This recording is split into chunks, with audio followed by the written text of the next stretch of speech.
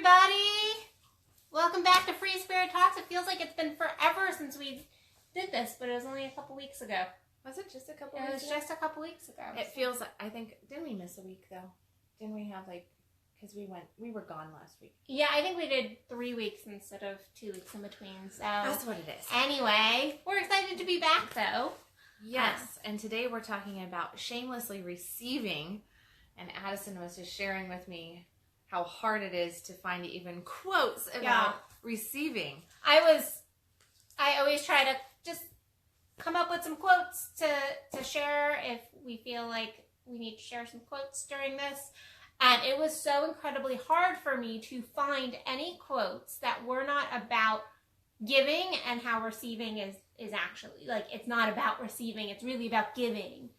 And it was all focused on giving and not actually receiving, which I very much disagree with that. I think we actually live in a society right now where we talk so much about giving, giving, giving, and yes, we might be in our ego and in a state of receiving, but at times we get too much in our ego, and so it is all about receiving in our world.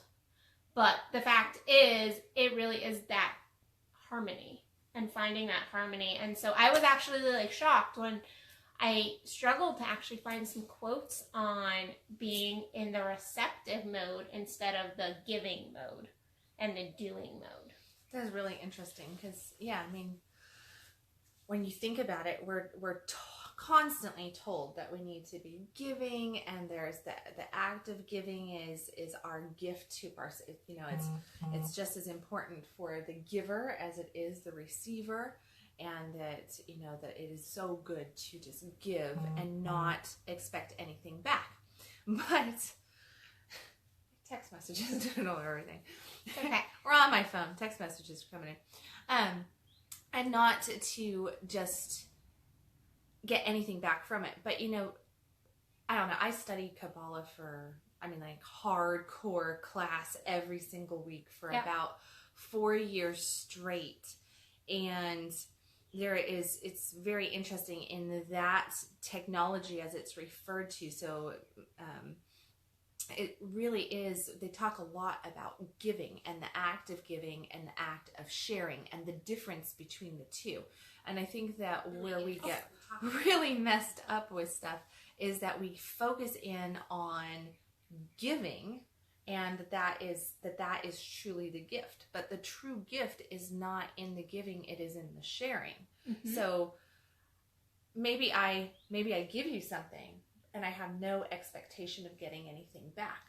Can I truly say that I have no expectation of getting anything back? 98% of the time. Most of the time, yeah, I would say not. I would even like 98.5% of the time. Even a gift that we give somebody, we expect some. There is some even if it's just an energetic level, there is a expectation that there's going to be something given back. Even if it's like, I'm giving this gift and I'm expecting God to give me something back because I gave this gift. Right. And then to take that even to, so maybe God will give something back down the road, will make it right. In that essence, we're expecting a thank you, right? Yes. Well, how many times have you given something and somebody just was like, just washed it to the side? And you're like, oh. You could have at least said thank you. You could have said thank you. Right? I was just wanting a thank you. Yes, I just wanted a thank you. Just wanting a little bit of gratitude. Just a thank you. Acknowledgement. Well, that is an acknowledgement. That right there is that giving back that we're actually going for. We're going for the attention of it, for the pat on the back. And if we give, let's say, to the beggar on the street, the homeless person, or the charity, exactly what are we doing? We're giving ourselves this pat on the back. So those are all forms of ego in the giving state. And it's blocking. My point here is not that it's bad to want to get something back, because it's human nature to want to get something back when we're giving. But when we truly share with someone or with the world, we're not necessarily expecting to get anything back immediately. And that is the ticket, it's that delayed gratification. So it's that building up of our blessings in heaven. I don't remember what verse in the Bible it talks about, but there is this a whole somewhere in the Bible where it's talking about how we store up our blessings in heaven. And that is part of that storing up of blessings of heaven, and then that is where we get the abundance for the receiving. Yes. So that's where like our blessings are packed down and overflowing, right? So that is there. But here's the thing, if we can't properly share, not just give, then we can't really expand our vessel enough to receive and have that just come down. Because if we're constantly in this state of needing to have our ego fulfilled, whether it is the internal pat on the back of, I'm such a good person, I just donated so much money to so-and-so, or I helped that guy on the street, or blah, blah, blah, blah, blah. Or it is the, oh yes, of course, I know you love that. Of course, I like that's your favorite color. Da, da, da, da, da. That, so we're getting that kind of gift. Or somebody instantaneously, like I share this with you, you share that with me type thing. So it's commerce. Right. But it's commerce going on there. Anyway, that's keeping us very shrunk down in the essence of being able to really truly receive from God, the universe. But I think also on that note, I think we've been taught though that we never actually build the receiving muscle though either, because anytime we receive something, it's from somebody, we're almost taught that we should feel guilty, we shouldn't really like fully allow, and we shouldn't really dive into that. And I love Brene Brown, some of her work. And there's a quote that I did come up with, and it says, until we can receive with an open heart, we're never really giving with an open heart.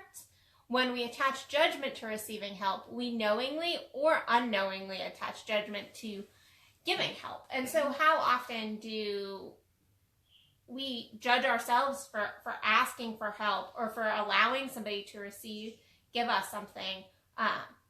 If we can't, we might be trying to grow with all these gifts we're giving, but if we're also not stepping into that receptive mode, we're going to be doing this kind of push and pull, and we're never really going to grow our vessel in the receptive as well, because we're never going to really be able to open our hearts.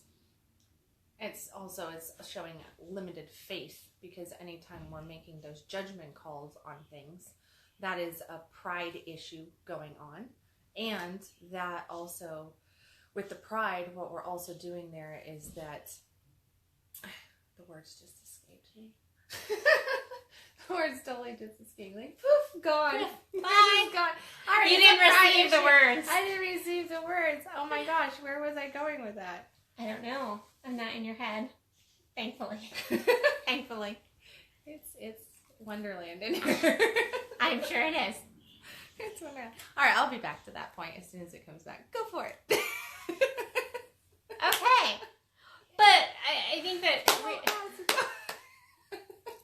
she's a little crazy today. It's all the fumes from the chemicals that I've been actually cleaning with. Yeah. Anyway, scroll back onto our topic. Gotta keep things up. I mean, I can even think of times in my life where I felt like shame receiving something. Shame of really stepping into that receptive mode. Even if I went in going, I'm going to allow myself to receive here. Finding myself going like, oh, I shouldn't. I couldn't. Like, how can I do that? Almost all that guilt and the shame, because it is about shamelessly receiving.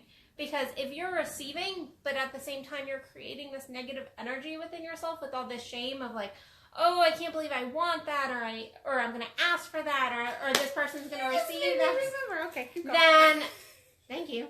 I'm glad. And now you're going to screw up my point. Sorry. But then if we're creating that negative energy, then it really is us not truly being in our heart center, truly allowing and receiving, because there truly is a gift. There is a complete gift in allowing somebody else to give to you. There is there's a heart connection, there's an energetic connection. There is a gift for that person to be able to give, because just like you were saying, we get so much by giving. And so we are giving a gift by allowing ourselves to drop into that receptive mode and allow somebody to take care of us a little bit in whatever form that is. Not an easy thing to do. Even for, I'm like horrible at this. You suck at it. You do. You suck. You suck at this. This is my weak spot. But I struggle with it too. Like really allowing myself to fully drop down and fully receive. Because I do like to give. I am a giver. And so to drop down and allow somebody to receive is a hard concept. And I think it's something that our spiritual community doesn't actually take into or give a lot of credit to and kudos to it. It's like, oh, you're giving. Oh, you're such a good person. You're giving. But as soon as somebody is receiving, it's like, oh, well, like, the same kudos isn't given to that. The same credence isn't given to that. It's not like, oh, look at what a gift that person is giving by just allowing and being in that space and allowing themselves to receive and be filled up. Because unless we fill ourselves up, we're shit to anybody else. If we're not receiving anything, then our gifts are going to be, we are toning down the ability for us to give to our fullest potential if we're also not allowing ourselves to receive. So, yeah. My point to all amazing of that was, point? well, no, it was all on faith-based living. And, when we get caught in making those judgments and shutting down the receiving aspect, human to human, we're also shutting down, we're basically handcuffing God, because what's God going to use to make our blessings come to us? And if we go and we pray for something, or we get into good meditation, or we're writing down our affirmations or our dreams and our goals, our desires, these things, and we say, I really want this to come into my life, then all of a sudden, it comes God brings it to you. But how's he bringing it to you? He's bringing it to you through other human beings most of the time. So you're slapping his hand every time he tries to give you something. You're slapping his hand. So what you're saying is, God. I'm not going to live in faith that this is going to come through, and because I'm going to say no to you every single time. So I'm going to say no here, no there. No, I can't receive that. No, I can't say yes to that. No, I can't take that. I can't, all of these can't. And it's because of the emotion that we've been programmed since small children, to kind of just suck that up and not take things so easily. Like, make sure that you give back an equal amount or greater than, to make it fair. And there's always an energy exchange going on in our giving and our receiving, but it's not always necessarily right in front of our face. It is not the commerce thing that has to happen. No. There is really, truly, like you're talking about, is that that heart energy, that connection, being able to in a graceful way, just receive it and say thank you. Sometimes a hug is the best form of gratitude that you can give to somebody for something, because words don't do it justice. But yeah, it's really affects. It is. It's. But I really think about it, and man, the guilt that we feel and how we just smack down God basically because we're feeling shamed for needing help, shamed for. For somebody seeing that we need help. Oh my goodness, you can see that I need help, then how am I showing up in this world? I really need to put on some more. How dare somebody see us? Whoo! Oh my goodness. Armor. Armor up, right? Because we're all trying to present this image that we're so strong, we got our shit together, everything's perfect, we don't need help, we don't need this, we don't need that, and then somebody comes along and they get in there and it's just like, oh crap. Or we've been praying for something and God sends this angel, an earth angel to us, and they don't even know why they're showing up in that moment, but they're They offering something up to us, and we're going, like, what's in it for you? I actually have a story. I actually wrote an article about this. I forget what the name of the article. It was a couple months back. But I had been really in this state of asking God, asking the universe to just, I was just in this space of like, I felt like my energy was being drained, and I needed some pampering. I needed to be pampered. I was like, I just need some good pampering. I need somebody to just like, I really desire this. And so I'm asking, I'm praying, I'm meditating, I'm like doing my little journal thing. And then all of a sudden I had a friend show up with exactly what I was wanting. Exactly what I was wanting and needing in that moment. And I went, I can't accept that. I can't accept that. I can't accept that. Like no. And it was a huge lesson, because afterwards I went, that is exactly what I was asking for. I was asking for that, and God gave it to me. And yet, I was unable to fully drop into the receiving mode. It was actually a huge moment for me of oh crap, like I'm not allowing, I'm not receiving. Rumi actually has a quote, if you wish for light, be ready to receive light. And that's exactly what had happened, and kind of off your point of sometimes these things show up in our lives, but if we're telling God no by the way he's giving them to us, then we're asking for things, and yet we really we're not getting aligned to them. We're not truly getting aligned to them. And it's hard. It's very, very difficult. It is hard. So how do you do it shamelessly? Practice your yeses. You practice your yeses. No. Yes. No. Yes. No. You practice the yes.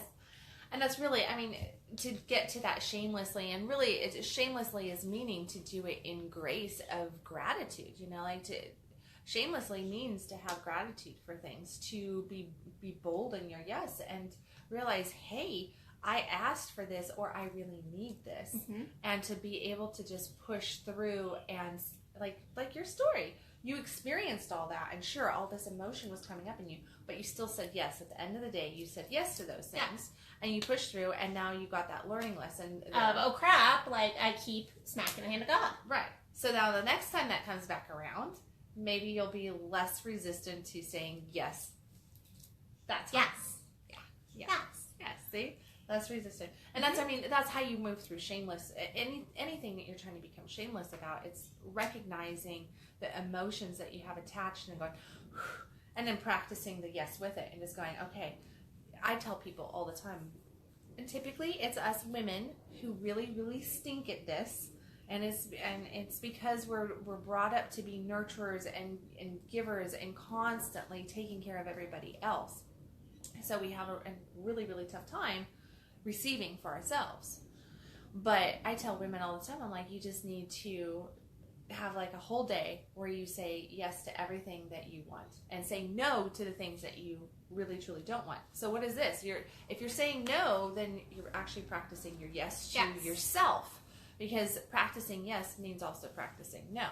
And that means doing the things that only make you feel good. And it's like, well, I can't spend a whole day doing everything that only makes me feel good. Yes, you can. Yeah, you can. Yeah, and actually, the more you do that in life, the more God brings those opportunities to you to consistently feel good and keep receiving.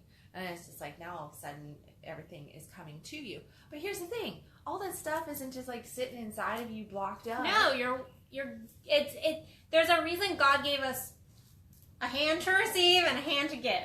I think there's actually a quote by, I think Einstein. I didn't write it down, but that's what it is. Like God, or maybe it's Billy Graham. Anyway, there's a quote. Anyway. All right. But it's like God gave us two hands, one to receive and one to give. It's flowing through us. We are a channel.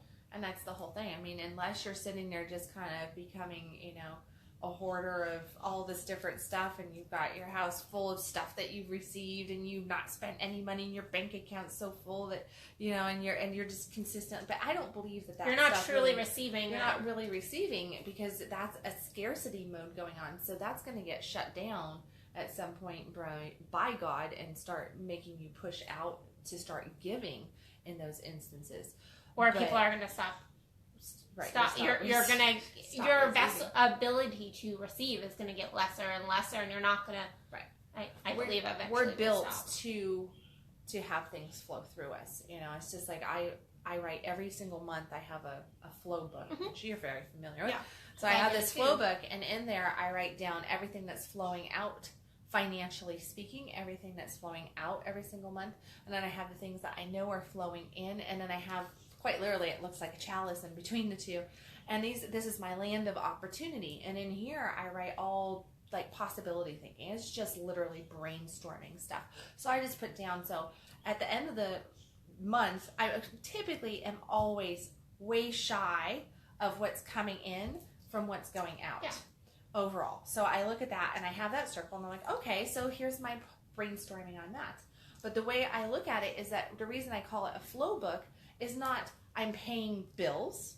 I'm not paying bills. The money is flowing through me. It's flowing in over here and it's flowing out over here. And where it's flowing, I'm just giving it a destination to go to. Whether it is my power bill, my mortgage bill, or food, or a trip, it doesn't much matter. Or into my savings account, it does not matter. It's flowing to those sources. So it is flowing, and I always try to make sure that, that it's pretty harmonized over there as far as where the funds are going. But I think we get caught on the part of the shameless factor. Well, the shame factor is that we live in that scarcity. Yeah. And that scarcity prevents us from really opening up and receiving, because it's hard for us to imagine that if we just open up and let go, that it'll flow. It's just going to flow. It's going to flow more. It's like the hose is going to get turned on higher and higher and higher, and everything will be taken care of. But the more you have faith in that receiving process, in that flow, that's where that shamelessness comes in. And I also think that on top of that, like kind of on a different point, I think we've been taught to not receive because we get into our ego and like, why is that person giving me that money? What do they want? What do they want? What am I going to have to do? Instead of just going like, why can't I think we get into just an ego place of like overthinking things sometimes. Like, and just going like, well, they didn't ask for anything. And so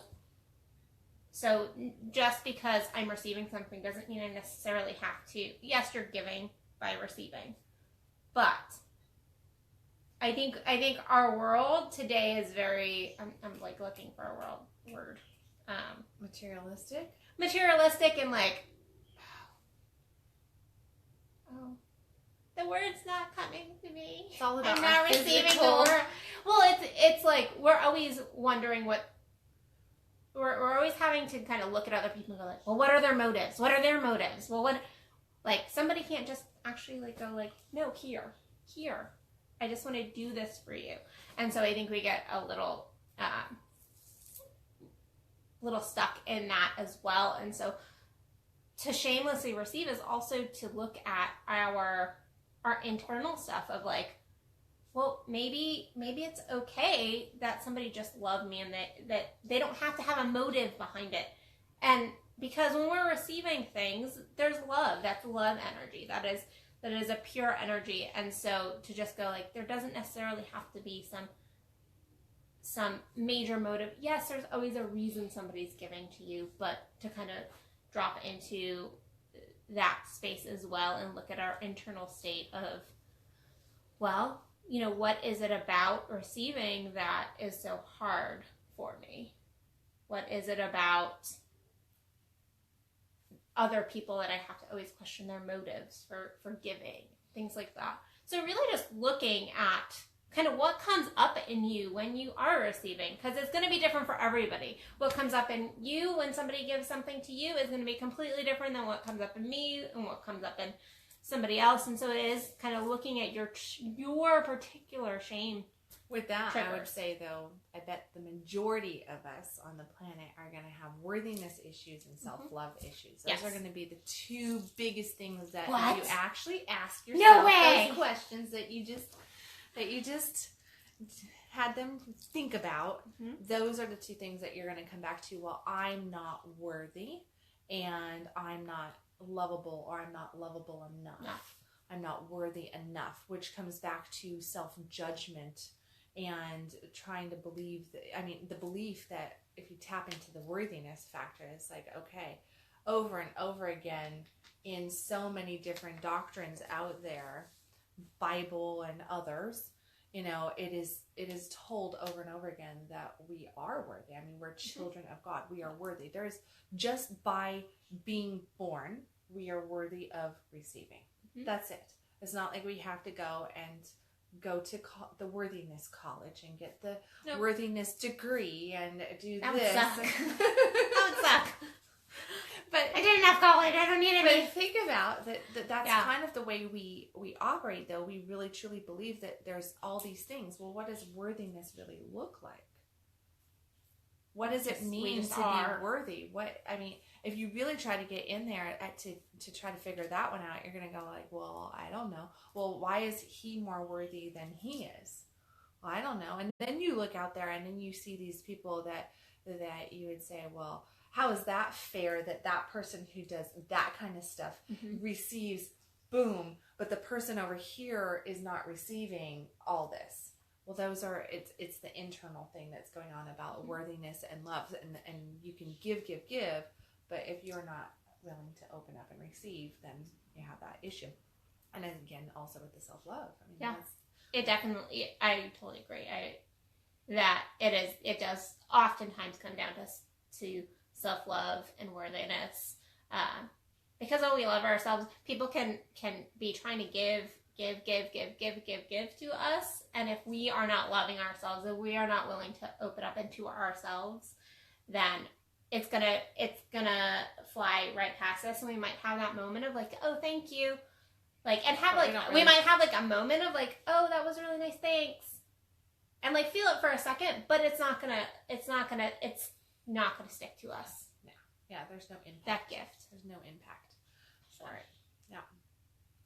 So yeah, like just really look at kind of where in your life you're not able to receive, because there's probably areas of your life that you are really great at receiving, possibly. But I think I've not met somebody who is able to receive in all areas of their life equally. So really look at where you today might need to step a little bit more into the receptive mode. And also looking at the gifts that you are giving, that flow, as also receiving, because you are receiving. And how are you holding it back? Gifts. Yeah, I mean, because I think one of the biggest points that I hope that people take away from this is to look and see where you're restricting the allowance of yourself to really receive. And, tapping into that a little bit and going, okay, well, this is a worthiness issue. This is a self-love issue. This is, based in, I have a lot of guilt, a lot of shame coming up. Why is that? And quite literally, like, journal that out. Just start journaling and then ask yourself. And here's the thing, as you're journaling that stuff out, even if you come up with, I'm not worthy enough, or I'm not lovable enough, or I'm not smart enough, or I'm not creative enough, or I don't have enough time to do this, or whatever the excuse is. Because they're all excuses. Whatever that is, ask yourself, is that true? Is it true that I'm not worthy enough? Is it true that I'm not lovable enough? Is it true that I'm not this, I'm not that? Feelings aren't truth. Yeah. No, feelings are not. I mean, really, truly look at it for what it is. And if you come back with, yeah, that is true, I'm not this, I'm not that, then tap into that little bit of guilt, that shame that's right there, and ask yourself, where did that come from?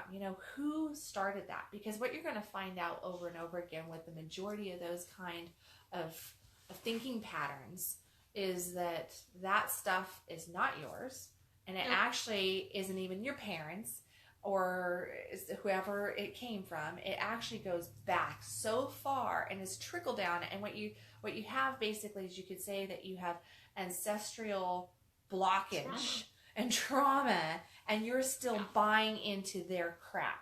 But that was 300 years ago and has no impact on your life today. At least it shouldn't, unless you consistently make the choice to consistently buy into it and say, yeah, I'm not this or I'm not that. And it's, at some point you gotta just put it down. It's like, put it down and open up to that flow. Because really, when you are truly in the receptive mode, it really is a beautiful experience. It feels good. It feels amazing. It feels you fill yourself up. You're more energized, and then you're able to give so much more to the world and to those around you. So try to step into that today a little bit more. Yes. So. Step into that. Focus on your gratitudes too. I'm always preaching about gratitude, so there you go. Gratitude, gratitude, gratitude, because part of the receiving game is all on gratitude. Oh, yes. Gratitude is what starts the receiving process by Jim Rohn. Yes, one of her favorites. That's why I was being... I was like, what? I'm like, your favorite quote. You said it before we started.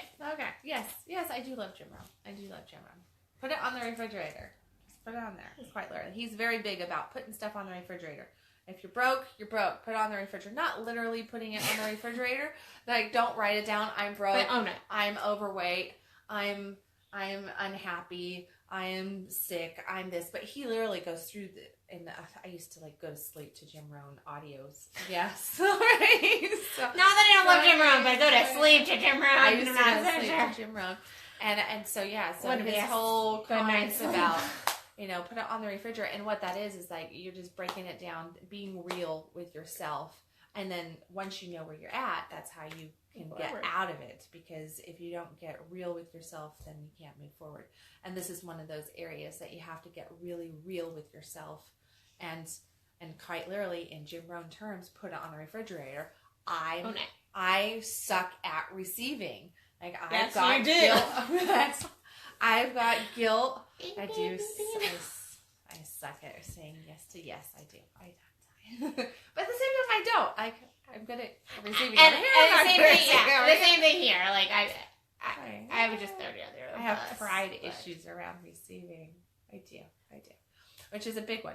But if you put it on the refrigerator and you just say, hey, this is like I said when we went into this, I said, this is one of my weak spots. This is a major weak spot for me.